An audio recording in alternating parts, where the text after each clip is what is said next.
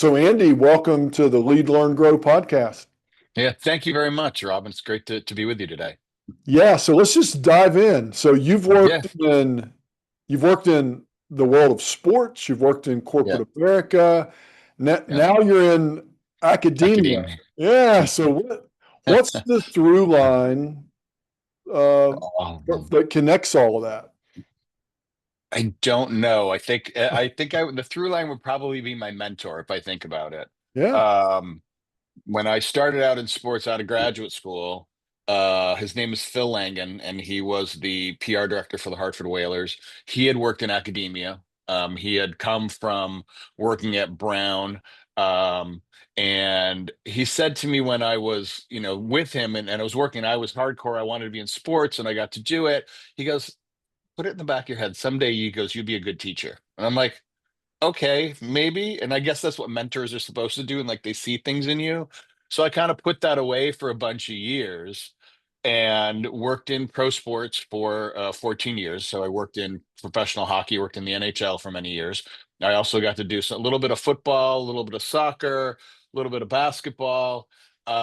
And while I was working in hockey, I actually wrote a letter. I was like, I'm going to take them up on it. And I wrote a letter to a few schools. I was working in New York. And I got a phone call from Iona College, where one of the places I wrote a syllabus and said I would teach. And it's great, come meet with me. And I met with the department chair, and she's like, "This is awesome. You start in 2 weeks." And I was like, "Okay." So I think getting to academia has been always um, now that I started in it, I got hooked with it, but I've worked in corporate. So everywhere I went in my corporate jobs, I was teaching somewhere. And Mm. then it got just to the point of like my last job, I was at UPS, and that's why I'm gray at a young age because I unfortunately went through their last plane crash and I was on staff for that, which was challenging. And we had a lot of, work Wall Street. I got to do investor work with our investor relations people doing media, but I was teaching at in the business school at Georgia State, and they came to me and said, "We got a full-time position." My wife is like, "Absolutely, you need to take that because it's killing you." Like UPS is a great company. It's a hard, hard work. And then I kind of just fell into doing it full time, like towards the end of my career. So I'm a little bit older, and I'm like, you know what? I like the students, and I think that that's what's been the through line. Again, my mentor saw it, and I think the end of it is being in academia is to give back the way that he did, because he was a really nurturing person. To like, it would always help you. He's always looking out for you, always made you do well. So I've kind of taken that and doing that now for my students, helping them get jobs in sales and marketing and wherever they want to go. And so it's been a ride. It's been fun. So tell us about your role now. The Center for Professional Selling. We'll talk more about it towards the end, Yeah. but tell us a little bit, just for context, about what you're doing at VCU. So VCU has the Center for Professional Selling. So my position is teach. So I'm teaching 3 sales courses, soon to be 4 in the fall. Teaching intro sales. We're going to be creating advanced sales. I also teach marketing. That's how I actually came in as an adjunct, just teaching marketing. So I was teaching consumer marketing. I'm like, oh, I got this. And the department chair goes, "Would you like to teach sales?" Person left 2 weeks before the semester started, and I said, "Sure." Um, so it got me into just teaching. And as I said, I was teaching communications and marketing in Georgia. So that's just another avenue from my career of like I started teaching PR, then I've taught marketing, now I'm teaching sales, and then it's the gamut. So my position is to run the center. So it has a center. That means sponsors, it means events. We have a sales team that is like a competitive top students compete nationally, and then teach. So So you were it's telling me about the team when we previously yeah. spoke. So talk about the success of the sales team.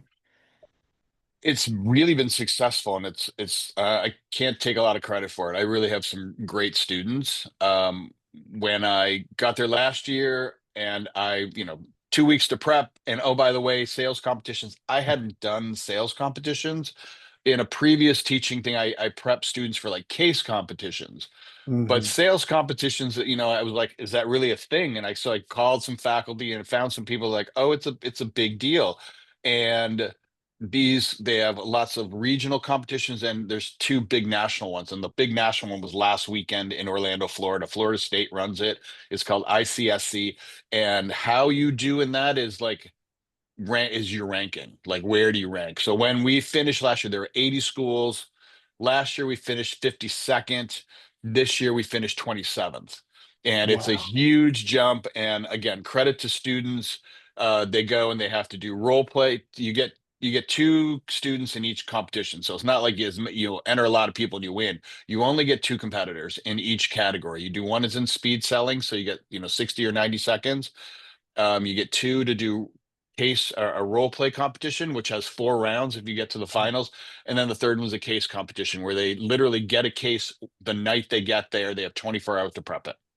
Um, we kind of prepped after I went through last year. I was like, oh, this is how it works, and spent some time. I think it's also picking, as a coach, picking your best people and put them in the right places.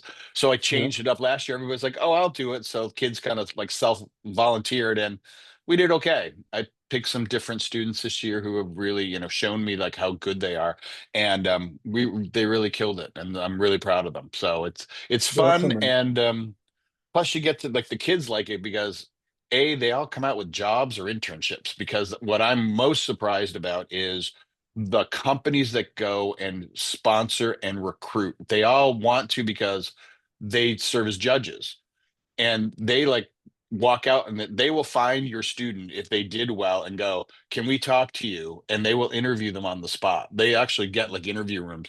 So a number of my students were like, would you come talk to us? And they were telling me it's like these companies were like following me after and they want to hire me. I'm like, didn't have that when I was in college, right? And the students are getting.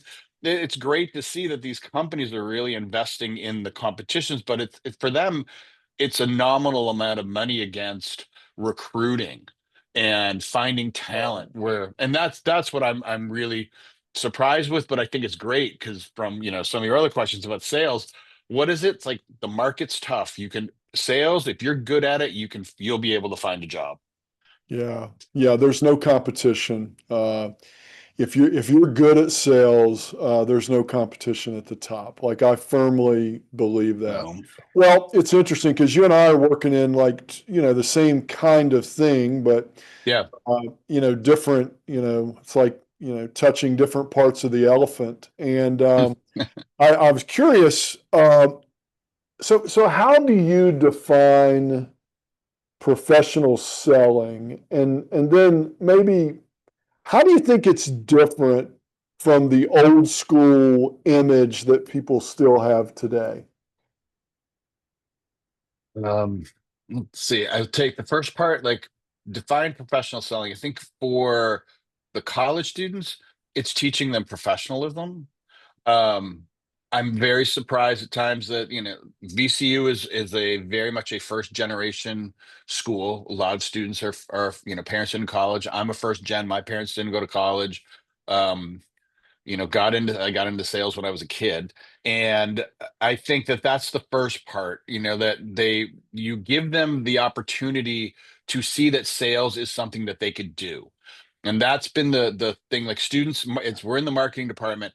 I have gotten students that it's like, yeah, I just took it, it sounded interesting.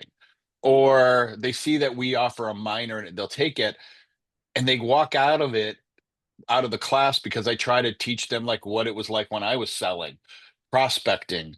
You've got to do email communications, phone messages, and a lot of them just haven't been taught that. And so once they do it a couple times, they're like, "Oh, you mean I could actually get a job and do well if I do this?" Yes, actually, you could. Um, and then the second part, I'm trying to remember, is Sort of this idea yeah, of traditional, like how do you think yeah, this so we're always going, let me give you a little more context. So, yeah. if I go down to Wawa and I ask 10 people and I carry my clipboard and I say, "Excuse me, ma'am, but when I say salesperson, what do you think of?" I would have to stand there all day to get a positive response? They're going to say slick, Or shyster, us as yeah, swarmy. swarming Yeah, they're going to car say a lot of salesman, things. right? They're not going to say, oh, trusted advisor. But yet, That's true. great salespeople, that's what they are. And if you ask their Yeah, customers, they'll say, oh my gosh, if she left, I don't know what we would do. Like would do without it. so there's like this whole thing of like what we believe and what's real. And I'm just curious, how do you think about that? How do you talk to your students about that? Is that the impression they have? Like, I'd love to hear It's your a on that. it's a first day kind of an exercise of, so you're taking a sales course. A, why did you take it? B, what do you think of salespeople? And I get those. It's like, oh, they're car salesmen, they're not trusted. They'll do anything to make a sale. And over the course of the semester, it's exactly what you said of teaching that if you go and be a salesperson, your first thing is you're a problem solver and you work very hard to be a trusted advisor. Because if you are someone that they trust and you solve problems for them, they're going to call you about all kinds of things. That's right. And from my previous thing, I ran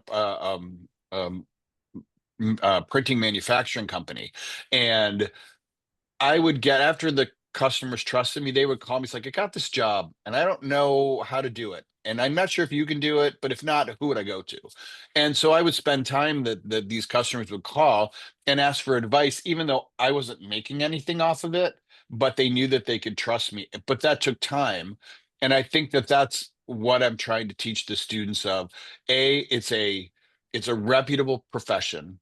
It's one that you can do, very well in, but it's a people profession, and maybe people at Wawa don't see it as much, but I would tell you that companies that you work for, you're right, that if that person left, they built that relationship, like, oh my gosh, what are we going to do? Like, they help me solve all these problems every year for a job that we do, maybe an annual job or on a regular basis. So I think that's the biggest. It's overcoming that image for them, and then you convince them that there's a financial upside to it more than anyone else. I always tell them, it's like, look, you look at companies today, where are they going to cut people? If they're going to reduce things, it's they're going to, maybe in the floor, the accounting people said, if they don't have sales, they don't need all the other people. So you will always have an opportunity to do well, because if the company doesn't have sales, it won't be a company very long. Yeah, it's like I always say, if you're not in sales and if you're not taking care of customers, you're overhead. You over All it's you it's people, it's very true. with a smile, but Yeah, yeah, you could make the case.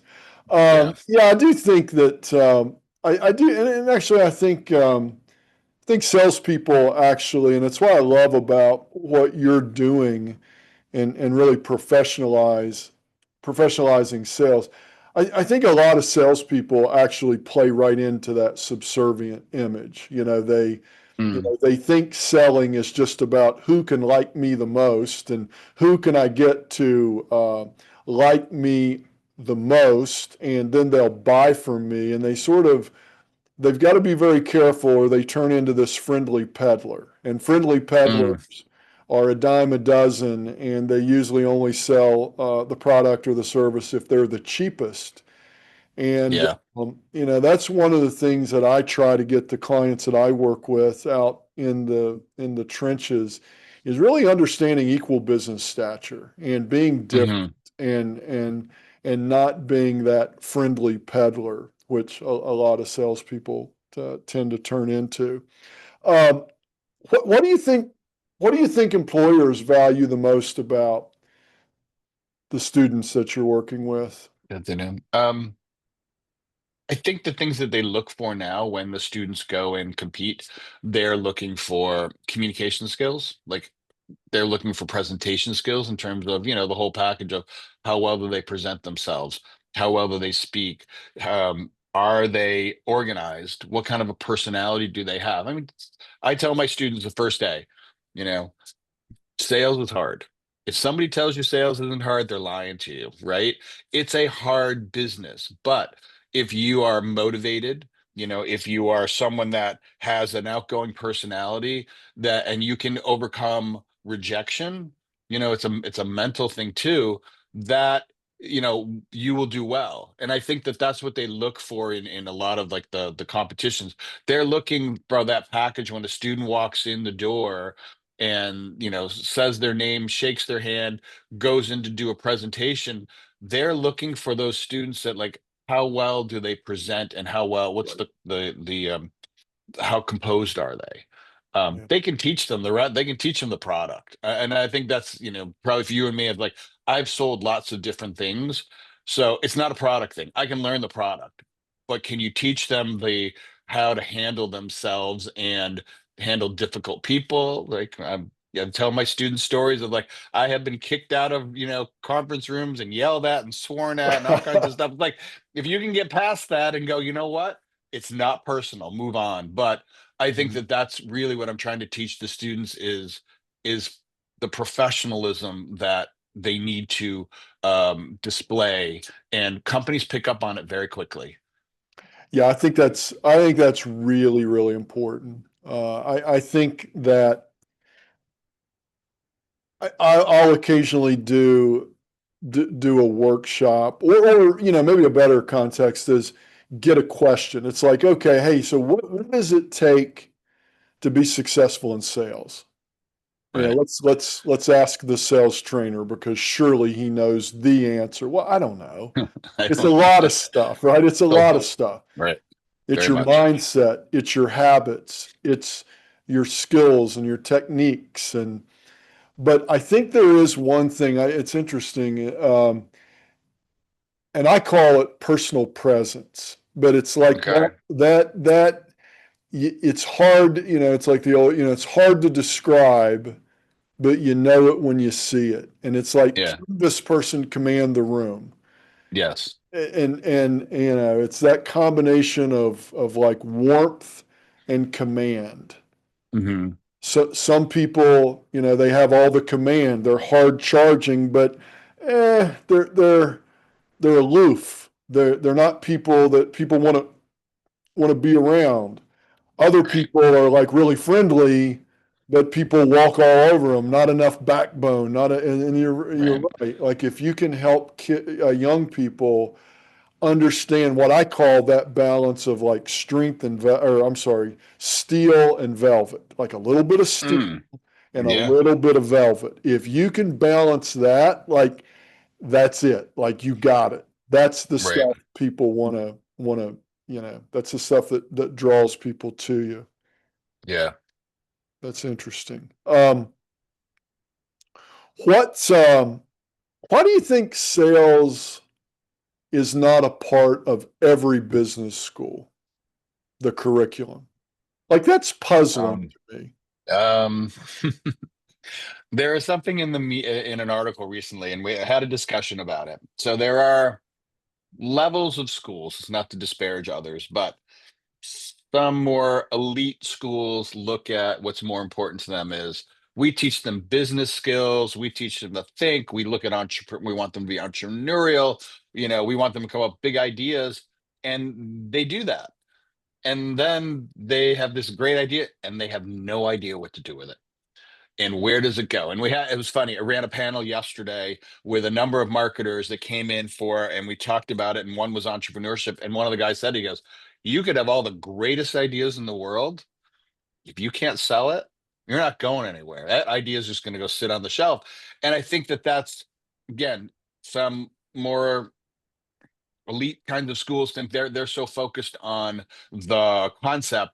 The next tier of schools are like, we're the people that are going to go get it done for you, right? And we're those kind of scrappy kinds of schools. We have scrappy kids, right? Which is what I see at VCU very much. Again, first gen, almost all of my students have at least one job on the side. They're working, they're hustling all the time. They're the people that go, you know what? I can sell that. And that's what I think we're preparing the students, not only marketing, but I have students in different areas. A number of schools. There's about 80 to 90 in the what's called USCA, so University Sales Coalition, and in that we have schools that have like it's part of the business school. We're going to teach you to sell too. We tie it with like some of entrepreneurship, right? Right. You think about it's like Shark Tank, right? You've got people, I've got these great ideas. You can't sell it, you can't go anywhere. So schools have seen that as a pathway for students to be successful.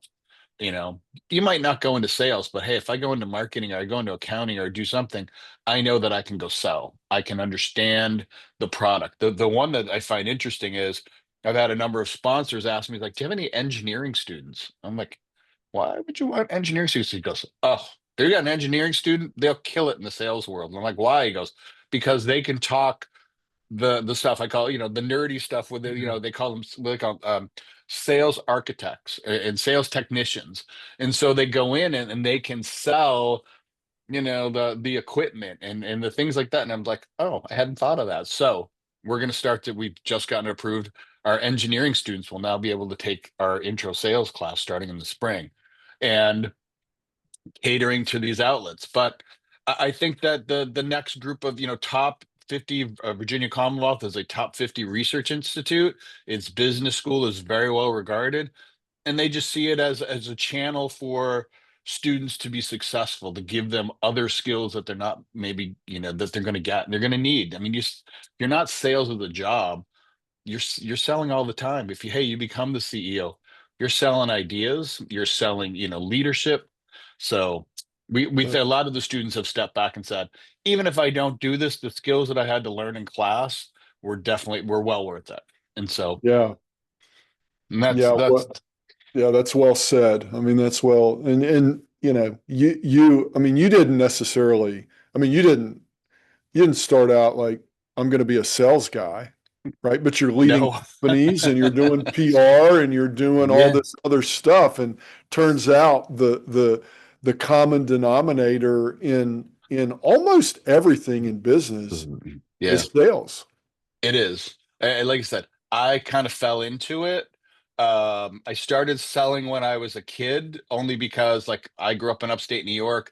I played hockey, and it was my sister when I told her I was up for this like full-time academic position to sell. And I said, I was selling in college. She goes, "You forget. Mom and dad used to take us out, and where I played hockey, it was $150 a year, so a long time ago. And my brother and I, who's younger than I am, we would get 150 raffle tickets each. So we would have to sell them. So my parents would pay the $150 a person, but we were able to keep the dollars. Every ticket you sold, you got the $150 back. Again, I'm a first gen school. My parents are first gen. My parents didn't go to school. My mother would map out like every Saturday and Sunday, we would go and sell every last one of those tickets. And my mom had like a joke, a territory map. She had a map. She would pencil, highlight them where we were going. And every Saturday or Sunday, my sister and I were the ones that did it. My brother sat in the back of the car and cried and complained. But my sister and I literally knocked on doors, street to street, selling raffle tickets at $1 a piece.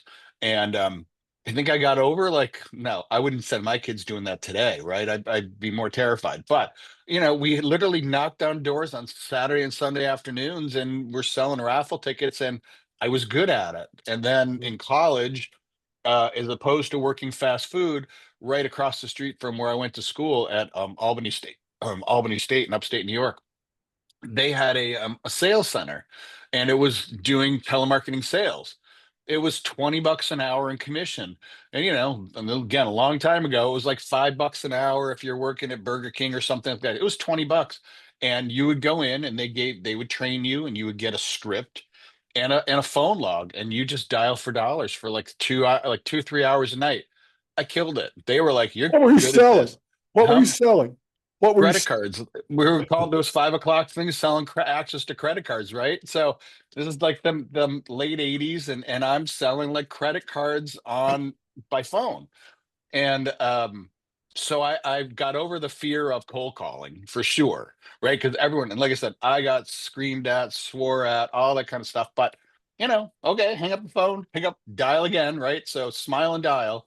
Um, and I think it served me well, like you said, like when I went into doing PR, I was good at it because I would be pitching media stories, and people would say to me, "It's like, do you know this person?" Like, no. Give me a phone number. I'll call them. I have no problem picking up the phone and calling. So I made a lot of friends that way. It's like I just don't have a fear to like not call somebody nowadays. And I pick on my children. There are kids like, my God, I got to call somebody. I got to talk to them. It's like, can't I just Right. text them? No, you need to pick up the phone and build a personal relationship with them. So that served me well through my career. And I got into like heavy duty selling when I had been teaching, and a person approached me to come run a printing company. And I thought it was like, hey, you want some help? They're like, no, because I went and did my MBA. And while I was doing it, I was coaching their kids. He said, we want somebody to come in and run the company. Well, when I got there, it was company had fallen off. It had gone down 35% in sales. They had the CEO was the salesperson. We had a 20 person, it was a multi-million dollar, like heavy duty printer. And I took over. I'm like, I'm doing this. I'm the sales force. I made sure the operations ran. I cleaned that up. I saved a whole bunch of money. 18 months, I turned it around and put it back over like 40%. And I was like, okay, millions of dollars of sales. I can do this. Right. And I had Mhm. taken some training classes. I read some books. I got my collection here. I'm still going back through them. And it was like, oh, I remember this, like handling objections, how to do stuff. And like I joke, I knew every Dunkin' Donuts between Boston and New York, and I was in my car. My wife bought me one of those little power desks that you buckle into your Oh passenger yeah, seat. I remember Thing's those. fabulous. I still have one. It's great. And so you're on the road, right? Cell phone, laptop, and you're going customer to customer, delivering jobs. And so it was like, oh, I can do this, right? Yeah. So it's been fun. Yeah. And so now I get to go teach, students to do that and pick something. Yeah, what I love about what you do is that connection to, and I want you to talk a little bit about this because there are folks that are listening to this that I am quite sure have a need for salespeople. They're looking Mhm. for salespeople, and they have no idea that the VCU Center for Professional Selling exists. Yeah. So, I would. what could the employer who's listening to this, if they wanted to connect with you and find out more, what would you tell them?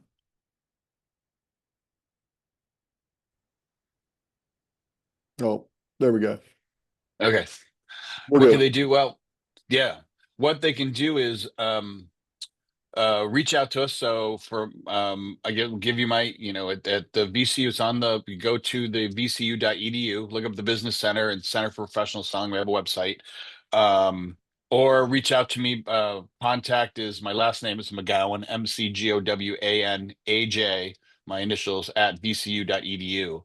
And we're looking for sponsors. Like we're looking for actually, and it's not even about the money as much as I'm looking to connect companies to the program because I want them to come and judge events. We do internal competitions throughout the year. That way, that a lot of the companies that have a relationship with us come in and they basically recruit. They meet the students. They're like, "Wow, you have good students." So they judge them in internal competitions. We're working to get guest speakers to come and speak to them about what sales is like, as a job. Like, what did you go through? How do you do that? And then I'm in the process now of working on like having a regional, like Richmond area competition for sales. And I'm looking to get a couple of sponsors to come in and say, we'll sponsor it because what they get out of it is we usually pick a case study about their company. So the students actually have to learn about the company, role Mhm. play, do sales, and they come in and judge. And a lot of them are like, wow, I had one last year where two students went to a competition, learned this company. It was in Pennsylvania. And the lady walks up, she goes, you know our product better than half of my sales staff does. And so the kids walk out, they're like, oh, I can do this. So, they can reach out to us through the business school or to contact me directly. And we're looking to really talk to people, and not only just Richmond but in really Virginia, North Carolina, because we have companies that are looking for talent, or they'll be here, or they're like, hey, I have students that'll move. A couple of Yeah, them are like, I want to stay in Richmond. A couple are like, I'm out of here. I'm yeah, going to yeah. Florida. I'm going to go to California. So Mhm. I'm really trying to build a database so that I can connect the students, and I play matchmaker. I talk to the sponsors and I go, oh, I know what students are like, what they're looking for, and try to put them to the companies. Yeah, I will tell you, I'll go back to something you said earlier. Like those engineering students, Yeah. that's yeah, I can't tell you the number. I don't even know percentage wise, but I have trained as as a part of sales teams. I have Yeah. trained countless numbers of professionally trained engineers, degreed Mm. engineers. Yeah. And one of the things about, obviously they're technical, which can also Right. be their Achilles heel. Yep. Smart people in sales like to show how smart they are, so they tend to talk too much and they use a lot of Yeah. buzzwords and lingo and all that. But Right. here's the thing about engineers is, if they can learn a sales process and say, "Oh, Exactly. Yeah. this is not like mystical. Like there's Yeah. actually step one and step two and Yeah. step three and step four." Some of the best clients I've ever had, which is weird because they don't have the sales personality that people typically think about. But some Yeah. of the best clients I've ever had have been engineers. Really. And it's funny you say you're right on, because that was one of the lady asked me from the engineering school. She's like, "Do you have any examples? Like, could someone come and talk?" And I had no idea until one of our sponsors is Fastenal, and the region district manager comes in and he spoke, and he's the first part of he goes, "So, what do you guys think I did as a degree, school?" And they're like, "Oh, you were in marketing or something." And it's like, "Nope, keep going." And then he shows a picture of a cow, and I'm like, okay, where's he going with this? And he goes, I was a biomedical engineer, he says, and I got into it. And my first clients were cows, and I was doing research. And he says a friend of his, from his roommate, got him into sales through Fastenal because he was working there. And he said exactly what you just said about why it works. He goes, I have an engineering mind. I started out just a salesperson, and why I was able to grow it and do well at it is because it's process oriented. My brain is figured That's around a right. process. And so sales is a process. And so they're like, oh, he goes, he's wicked organized. Everything gets put in its place. I played golf with him recently, and I'm picking his brain, going, I have a science degree as well. So mine was not in engineering, mine was in biology. So I did hardcore biology and chemistry through school. My parents Mhm. wanted me to be a doctor. Organic chemistry, second semester washed me out when I got a D, and that's when like, this is not for you. But he was like organized, and I'm trying to figure out like technology now, of using some of the technologies. Like I have an iPad and I've got a pencil, and I'm trying to he told the students, he goes, I went totally paperless. I'm like, you got to do it, because if you saw my desk right now, it's got papers everywhere.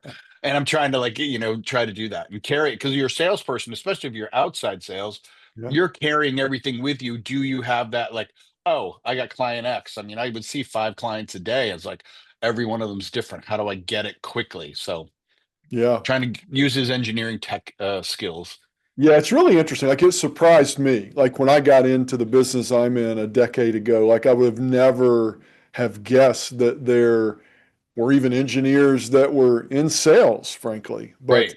turns out they're really good. And, you know, salespeople, I don't think, I mean, people debate this, but I don't think salespeople are born. I think they're made. And Oh, very much.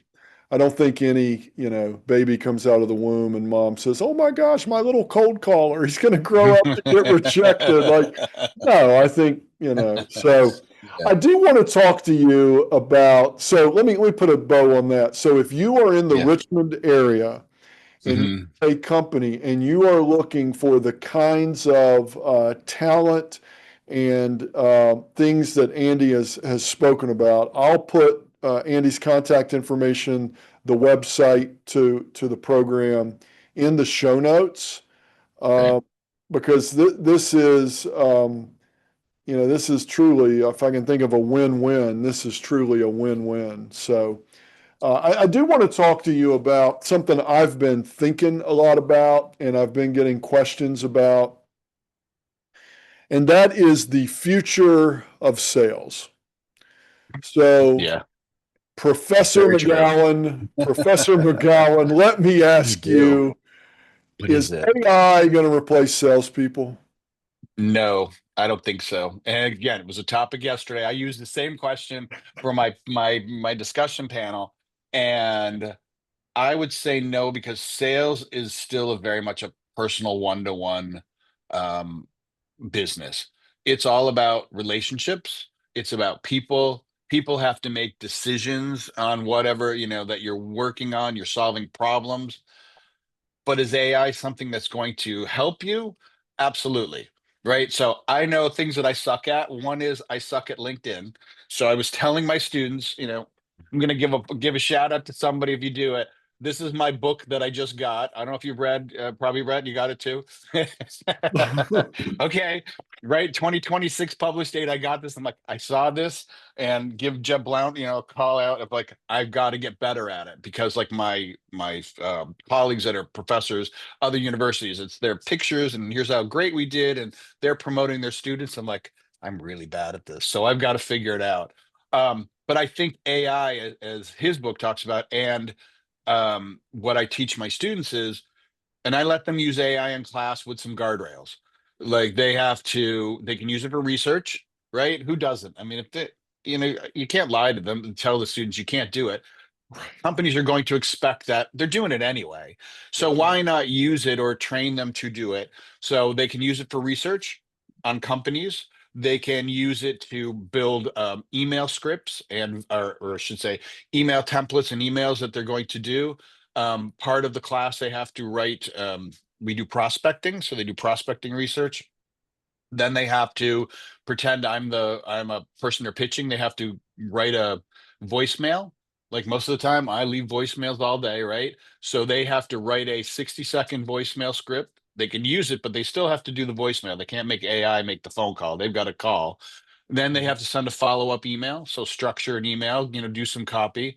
And so there's ways to utilize it to help you out. I think a lot of sales professionals, from what I'm talking to in the field, are telling me they're using it to create email campaigns.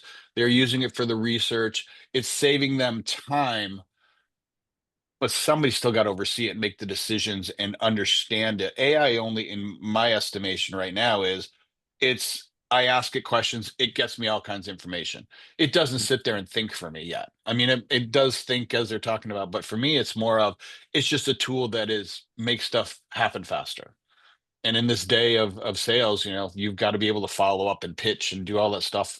So it improves your process. But Yep. Yeah, that's I good. think we're going My away. We're take, not going away. yeah, my take is, tell me what you think about my take on AI. Okay.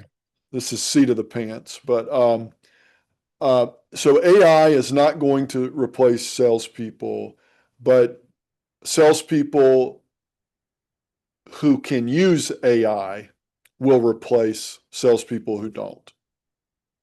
That Mm. is very accurate. I think something to that effect was in the Wall Street Journal or in the last couple of days. It Yep. was talking about business as a whole, general. Yep. AI, when they say AI is taking jobs away, I don't think the person phrased it similar to what you did. Is it's not taking jobs away. It's people that don't engage in it and utilize it are going to be the ones left behind. Um, and it's like, why am I going to learn it? I got to be better at it. I've got to teach it, or at Yep. least show students. And my students are, smarter than I am. I call my two daughters who are in their 20s, like, all right, explain how this works. And I'm Yeah. pretty technically savvy. I'm good with toys, always Yep. have been, but it just moves so fast, and that Yep. I will call somebody else and ask. But I agree with you. I Yeah. think that that's right on. Well, if you're a salesperson, I mean, I teach it. I mean, I use it a lot because like you said, people are going to use it, so you might as well teach Yeah. people how to use it better. Like if you're listening to this, just a real quick tip. Uh, if you're calling on a commercial banker and you're selling a particular product, like AI is a really great tool to say, what are the pains, the problem, here's what I do, here's what I Yeah. sell. What are the Mm, pains, the challenges that commercial bankers would have that would cause them to buy from me? And it's actually brilliant. Like it'll give you 20 things. Eight of them will be terrible. 12 of them, six or seven of them will be really good. And yeah. it's a great. So I do think even if you're a little long in the tooth and you're a salesperson, don't be the person that says, I'm not going to do that. Like you're going to Oh get no. left behind. You will get left You'll behind. get And it left made me behind. think of an idea. Like I took two academic workshops. They were using it at the beginning of the semester about um, using AI. The university uses Gemini. We have ChatGPT, and they pointed me to a website that's an academic, like somebody built it. So it just made, when you said that, I'm like, I think I have an idea. I don't know, pitch it out there. But if it's out there, that they have this website where it has academic prompts for and like tabs. So if you want to ask a question, like what they did for the beginning of the semester was build a syllabus for my class. Like it would take me months to do it. And I tweaked it a little bit. So I built it for my sales class. I put it in and I, gave it a bunch of parameters. I got a whole semester's syllabus week by week, project by project, a grading rubric, and I asked it for a case. It wrote all of it in like less than like 5 minutes. And I Mm, just sat there going, that would have taken me forever. So yeah, now I think about it as like, to your point of doing research, I guess I'm gonna have to go find it or invent it. Do you do like, is there a salesperson's chat GBT, like a site that has prompts like, hey, I'm a salesperson, what kind of prompts should I have so I can get effective results out of it? Because I look at ChatGPT or the other ones, it's garbage in, garbage out. that's If right. you give it a Right. bad prompt, you're gonna get bad results. So if I give it a good prompt, would it work? Yeah, we do a lot of that in the work that I do. And the other way we use AI, now this is I mean, it's a product, but our clients have access to what we call like now this is pretty remarkable to see it. It's like an AI role play coach, and it Mm, is like you are an avatar. So yep. so Andy is on my screen. And I can make a setting. Andy's tough, Andy's enthusiastic, Andy's curious, Andy's aloof. I can sort of give you a persona. I can use the AI input box to say, I sell commercial printing services. I met Andy at a networking event and he told me about this particular problem, blah, blah, blah. Click a button, it creates a persona. I can Yeah. literally role play with you back and forth, and then it'll give me feedback based on the Sandler selling system. It's pretty incredible. And Oh so, wow. Because they yeah, have so those for academia, yeah. Or and they so use them. what it allows sellers to do, because nobody likes to role play, you know this. I mean, your competition people, yeah, they're Yeah. chomping at the bit, but it's ego and it's what if Hmm. look, well, you can shut the door and you can practice and get feedback. Great. Academically, we'd call it deliberate practice, Yeah. intentional practice with expert feedback, and no one sees it. No one notices. Yeah. So it's a brilliant thing. So AI is really changing the game. Yeah, we do Uh, use that. There are a couple companies. We actually have it for our students. There's like the competition we're supposed to go to. The lady who runs it at Bryant created one that's free for academia, yeah, and I have that as part of my class. She has a sponsor, but it has role plays, and the students work with an avatar. And to your point, they're up at 2 in the morning. I'm asleep, but they're like practicing at midnight, 1 or 2 o'clock. And part of the course is they have to do 5 sessions with the chatbot, with the yeah, avatar on a sales project. And the kids and I asked them, like, I don't put a lot into it yet because I'm trying to figure out with all the things I'm trying to teach is like, is it worth it? But a couple of the students are like, oh, okay. It's just, as one of my students says, it's getting repetition in. I get reps in, I get to go practice a role play, I go do it. And to your point, they said it takes about 3 times of them doing it. And it's kind of like a hockey stick, it's flat. They get all right, all right. After like the third one, they finally get it. And then their scores and their confidence kind of that's shoots right. up. And That's right. it's totally worth the investment of they get to do That, it. that's one of the things, if I were talking to a bunch of young salespeople, well, I say it when I'm talking to my clients, like, here's the thing, like, if you want to get good at, so like, it's actually, salespeople, and I am one of them, so I can say this out loud. Salespeople are so delusional because like we don't understand why we haven't mastered our craft, yet we've never Mm, practiced. Yeah. That's Salespeople, that's fair. That's totally fair. salespeople Yeah. don't practice. And in any other, that's what I tell folks. Like the good news about sales is it's a skill, which means you can learn it. Yeah. But you have to practice, and salespeople don't practice. And No.